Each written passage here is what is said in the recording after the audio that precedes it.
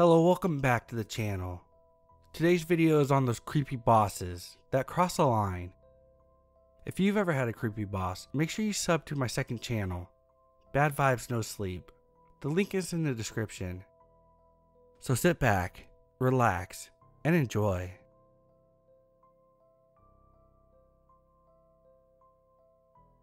I was 18 and I got a job as a bartender at one of the more popular nightclubs in my city. To start with, I didn't even apply for the bartender job, but applied as a chef. The owner of the place told me that he wanted me in the bar where the people would see me because I looked too good to be in the kitchen. This man was twice my age. I worked my first night and felt very creeped out by this dude, so I politely told him that I didn't want the job. He proceeds to call me and text me for 2 weeks, asking me to come back to work for him. About 2 months later, I hear from my friend that the man had been accused of 5 rapes, all different girls, and a small explosion went off by the entrance of the nightclub, and the place was now shut down for good. Never heard how long of a sentence he got. Remember, always trust your gut feeling.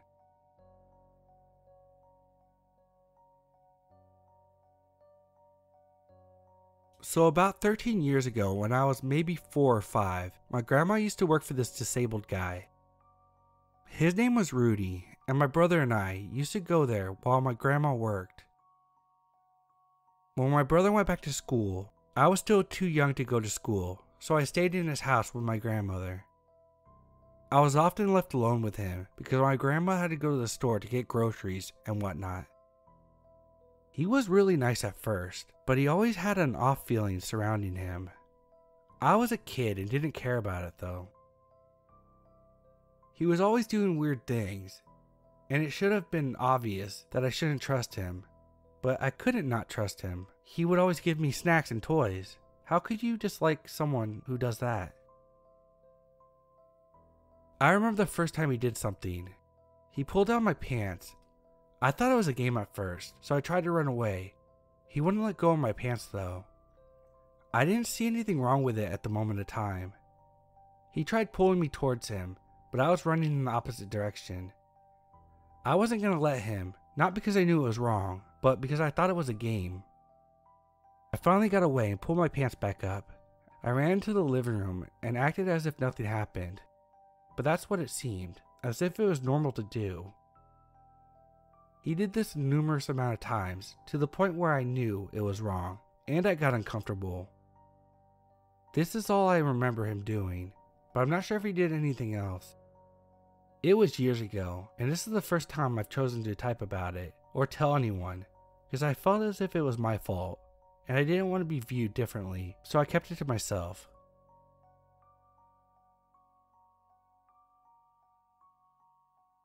Hi everyone.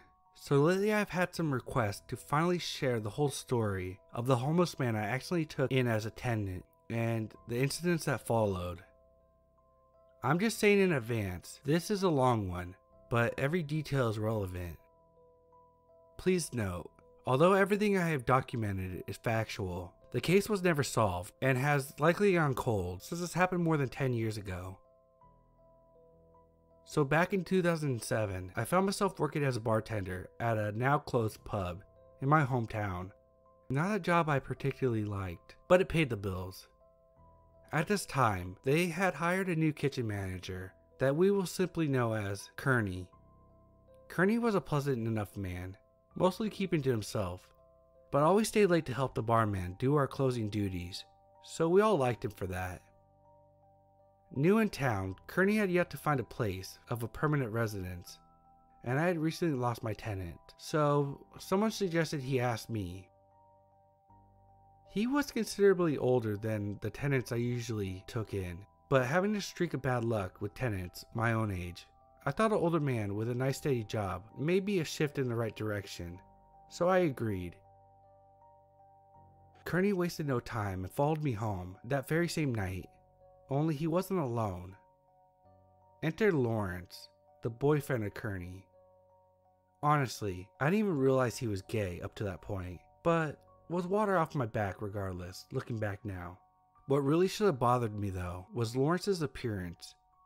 He looked like he had been sleeping on the street. So Kearney moved in. Lawrence was there a lot too, and it was easy to know when, due to his ringtone sounding like quacking of ducks. Kearney had some habits that were rather noteworthy to the story.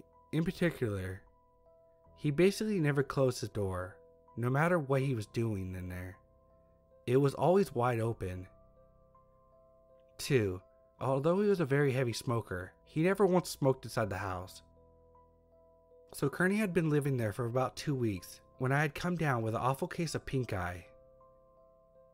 This being highly contagious, I was given a leave of absence from my bartending job, and therefore decided to go wait it out at my sister's for a few days. Apparently, I didn't mind giving it to her.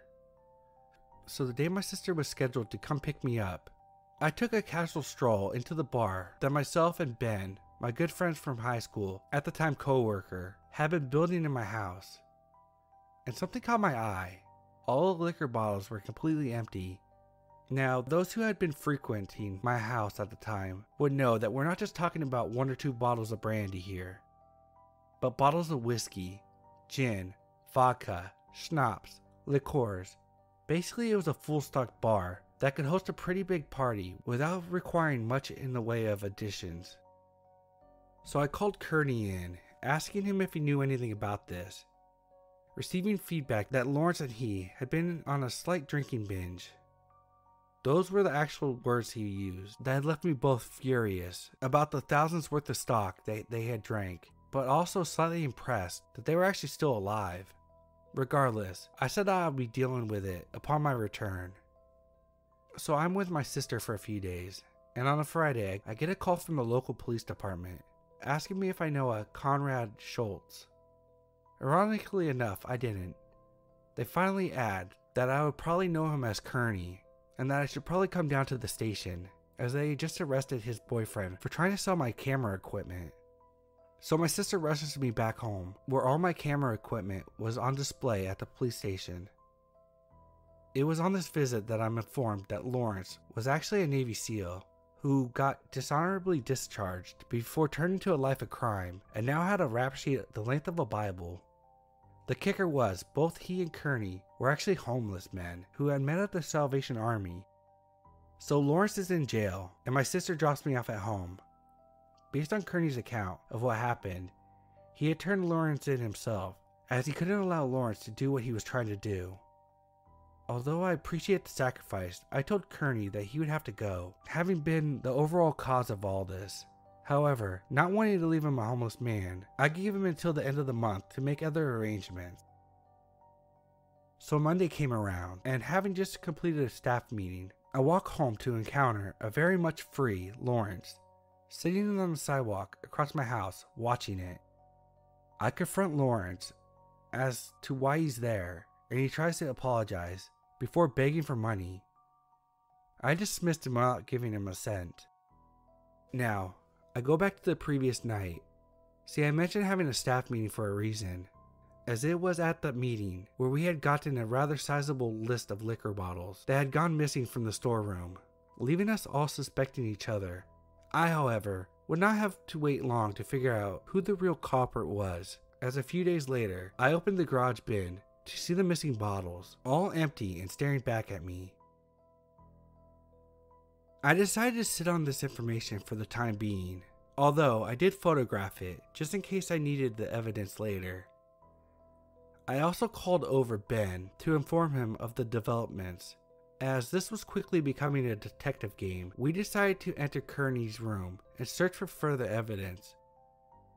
Nothing of vast significance in there, with one exception, 2 single photographs of Lawrence before he had turned into the homeless version of Lex Luthor or Charles Xavier.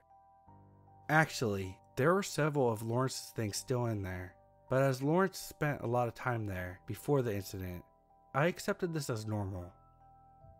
Now, I should also add that I mentioned Lawrence's release to Kearney and told him that if I suspected that they were still seeing each other, I would throw him out of the house myself. Only a few days would pass before this came into play. On this particular night, I had been bartending again, and Kearney had constantly been stopping by the bar to help himself to glasses half full of wine and half full of Coke, which he would drink outside the restaurant. We confronted him about this, but as he correctly pointed out, he was still a manager and we had no right to tell him what he could do or could not do. On his fourth trip, however, I had grown suspicious and decided to follow him outside, where I encountered Lawrence sitting outside, sharing half a Coke wine concoction with Kearney. This pissed me off, so the next day I returned to the restaurant with the photographic evidence and handed it over to the general manager, who was also kind of my friend. Although I hadn't physically seen it, I had heard a confrontation through the office door when he fired Kearney. Kearney left, obviously upset, and apparently had no idea that I had been the one they turned him in. So we had to close early that night, and I was walking home. Going past the high school, I saw Kearney coming in the opposite direction.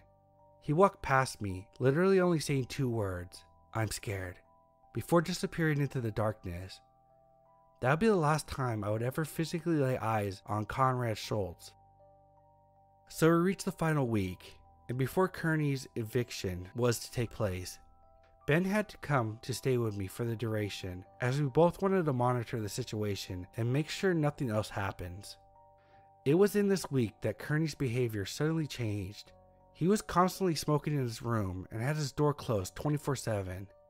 In fact, neither Ben or I caught so much of a peek of him in that entire week, which we hadn't thought much of at the time. So the day of Kearney's eviction comes around. Ben had to go home for a few hours, and I finally hear Kearney's bedroom door open. Someone walks out of the room, opens the front door, and leaves. I follow him outside, but somehow he had already completely disappeared. They had left the house keys, indicating that he obviously wasn't planning to come back. I took the keys, noticing something strange. Although the correct keys were still on the keychain, there were also several that weren't mine. Why would he leave me the wrong keys? I remember thinking to myself as I walked into his room. His room was a shock, not because of the state it was in.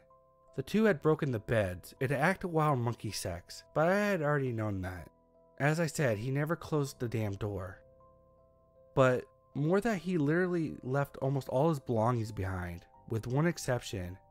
You guessed it, the 2 photos of Lawrence. Upon further investigation, I suddenly realized that all traces of Lawrence ever being there had completely vanished, with all of Kearney's stuff still left behind. There was one thing of Lawrence left behind though, his duck ringtone, which it turned out hadn't been so much a ringtone, but an actual duckling, which now strolled around casually in the vacant bedroom. We named him Neville. So Ben returns and gets updated about the developments. Both of us are thinking the way he left was rather weird. Of course, the whole thing has been weird. It was only when I asked the infamous question that this all became a conspiracy theory. Did you actually see Kearney in this last week? It was to our shock that we realized neither of us had. Suddenly putting the puzzle pieces together, the changing of habits, Neville the duck, the wrong keys, only Lawrence's stuff being gone. It was a great discomfort that we both asked the question, who had really been living in our house this last week? During the next few days, Ben and I went on a mission searching the town, crawling into drain pipes, trying to find any trace of Kearney, but they all added up to nothing. Conrad Schultz had simply vanished off the face of the earth. That wasn't the case with Lawrence though. No, he was still around. Having made some new homeless friends, we encountered him several times begging on the streets. I asked him every time, "Where's Kearney, Lawrence?" And he just acted like he never heard of him. The last time I would see Lawrence was across from work, attempting to break into a car. I had called the police on him, and they arrived rather quickly, arresting him on the spot. While he was being led away by the police, I shouted at him one last time, "Where's Kearney, Lawrence?" But he just ignored me, and the cops dragged him away. The next day I filed a police report, reporting Kearney as a missing person, and suggesting that Lawrence may know something about it. But nothing ever came of it. So Lawrence, I don't know if you did something to Kearney or not, but if you did, let's not meet again.